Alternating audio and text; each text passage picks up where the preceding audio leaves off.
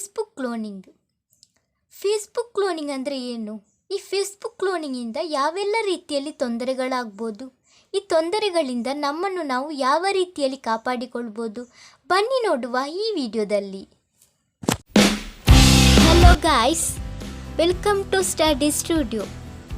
ಇತ್ತೀಚಿನ ದಿನಗಳಲ್ಲಿ ಈ ಸೋಷಿಯಲ್ ಮೀಡಿಯಾವನ್ನು ಉಪಯೋಗಿಸುವವರ ಸಂಖ್ಯೆ ಹೆಚ್ಚುತ್ತಲೇ ಇದೆ. ಪ್ರತಿಯೊಬ್ಬರು ಒಂದಲ್ಲ ಒಂದು ಕಾರಣಕ್ಕೆ ಈ ಸೋಷಿಯಲ್ ಮೀಡಿಯಾವನ್ನು ಉಪಯೋಗಿಸ್ತಲೇ ಇರ್ತಾರೆ.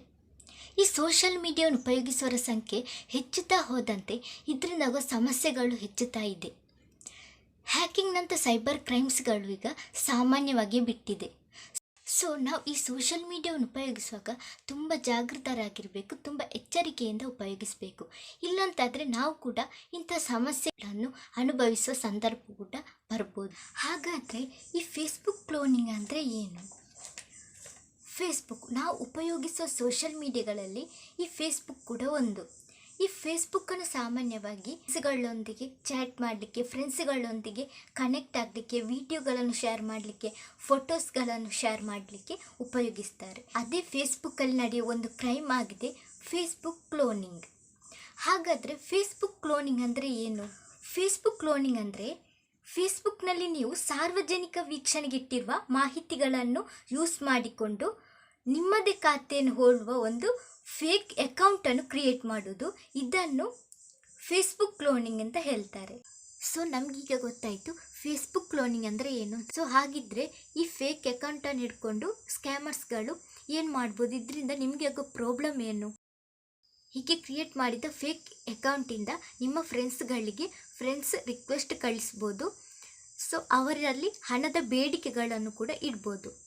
ಹಾಗೆ ನಿಮ್ಮ ಫ್ರೆಂಡ್ಸ್ಗಳೊಂದಿಗೆ ಅಸಭ್ಯ ವರ್ತನೆಗಳನ್ನು ತೋರ್ಬೋದು. ಇದರಿಂದ ನಿಮ್ಮ ಇಮೇಜನ್ನು ಹಾಳು ಮಾಡ್ಬೋದು. ಹಾಗೆ ನಿಮ್ಮ ಫ್ರೆಂಡ್ಸ್ಗಳಿಂದ ನಿಮ್ಮ ಪರ್ಸನಲ್ ಇನ್ಫಾರ್ಮೇಷನ್ಗಳನ್ನು ಕಲೆಕ್ಟ್ ಮಾಡ್ಬೋದು. ಹಾಗಿದ್ದರೆ ಫೇಸ್ಬುಕ್ ಕ್ಲೋನಿಂಗಿಂದ ನಮ್ಮನ್ನು ಹೇಗೆ ನಾವು ಪ್ರೊಟೆಕ್ಟ್ ಮಾಡಿಕೊಳ್ಳೋದು? ಇನ್ಫಾರ್ಮೇಷನ್ಗಳನ್ನು ಪ್ರೈವೇಟ್ ಆಗಿಡೋದು, ನಿಮ್ಮ ಪ್ರೊಫೈಲ್ ಫೋಟೋ ಆಗಿರ್ಬೋದು, ಇನ್ಫಾರ್ಮೇಷನ್ ಆಗಿರ್ಬೋದು, ನೀವು ಶೇರ್ ಮಾಡಿದ ಫೋಟೋಸ್ಗಳನ್ನಾಗಿರ್ಬೋದು, ಇವುಗಳನ್ನು ಪ್ರೈವೇಟ್ ಆಗಿಡಬೇಕು. ಅಂದರೆ ನಿಮ್ಮ ಫ್ರೆಂಡ್ಸ್ಗಳಿಗೆ ಮಾತ್ರ ವಿಸಿಬಲ್ ಆಗುವ ಥರ ಇಡಬೇಕು, ಪಬ್ಲಿಕ್ಕಿಗೆ ವಿಸಿಬಲ್ ಆಗುವ ಥರ ಇಡಬಾರ್ದು.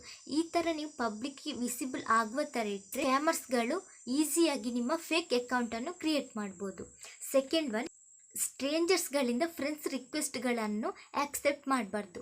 ಸೊ ನಿಮ್ಮ ಅಪರಿಚಿತರಿಂದ ಈ ರೀತಿ ಫ್ರೆಂಡ್ಸ್ ರಿಕ್ವೆಸ್ಟ್ ಆಕ್ಸೆಪ್ಟ್ ಮಾಡೋದ್ರಿಂದ ಒಂದು ವೇಳೆ ಆ ರಿಕ್ವೆಸ್ಟ್ಗಳು ಈ ರೀತಿ ಫೇಕ್ ಅಕೌಂಟಿಂದ ಕೂಡ ಬಂದಿರ್ಬೋದು. ಆಲ್ರೆಡಿ ಫ್ರೆಂಡ್ಸ್ ಆಗಿರೋರಿಂದ ಅಥವಾ ನೀವು ಆಲ್ರೆಡಿ ಫಾಲೋ ಮಾಡ್ತಿರೋರಿಂದ ಪುನಃ ಫ್ರೆಂಡ್ಸ್ ರಿಕ್ವೆಸ್ಟ್ ಬಂದರೆ ಅದನ್ನು ಆಕ್ಸೆಪ್ಟ್ ಮಾಡಬೇಡಿ. ಸೊ ಆಕ್ಸೆಪ್ಟ್ ಮಾಡೋಕ್ಕಿಂತ ಮುಂಚೆ ಯಾರ ಹೆಸರಲ್ಲಿ ಆ ರಿಕ್ವೆಸ್ಟ್ ಬಂದಿದೆಯೋ ಅವರಲ್ಲಿ ವಿಚಾರಿಸಿ, ನೀವು ಇನ್ನೊಂದು ಅಕೌಂಟ್ ಕ್ರಿಯೇಟ್ ಮಾಡಿದ್ದೀರಾ ಅಂತ ವಿಚಾರಿಸಿ. ಹಾಗೆ ಒಂದು ವೇಳೆ ಕ್ರಿಯೇಟ್ ಮಾಡಿರದಿದ್ದರೆ ನಿಮ್ಮ ಫೇಕ್ ಅಕೌಂಟ್ ಕ್ರಿಯೇಟ್ ಆಗಿದೆ ಅಂತ ಹೇಳಿ ಅವರಿಗೆ ಇನ್ಫಾರ್ಮ್ ಮಾಡಿ. ಒಂದು ವೇಳೆ ನಿಮ್ಮ ಅಕೌಂಟ್ ಈ ರೀತಿ ಕ್ಲೋನಿಂಗ್ ಆಗಿದ್ದರೆ, ಫೇಕ್ ಅಕೌಂಟ್ ಕ್ರಿಯೇಟ್ ಆಗಿದ್ದರೆ ಏನು ಮಾಡಬೇಕು? ಸೊ ನಿಮ್ಮ ಫೇಕ್ ಅಕೌಂಟ್ ಕ್ರಿಯೇಟ್ ಆಗಿದೆ ಅಂತ ತಿಳಿದ ತಕ್ಷಣ ನೀವು ಆ ಅಕೌಂಟನ್ನು ರಿಪೋರ್ಟ್ ಮಾಡಬೇಕು ಅಥವಾ ಸೈಬರ್ ಕ್ರೈಮ್ಸ್ಗೆ ದೂರನ್ನು ದಾಖಲಿಸಬೇಕು. ಇವಿಷ್ಟು ಫೇಸ್ಬುಕ್ ಕ್ಲೋನಿಂಗ್ನ ಬಗ್ಗೆ ಮಾಹಿತಿ.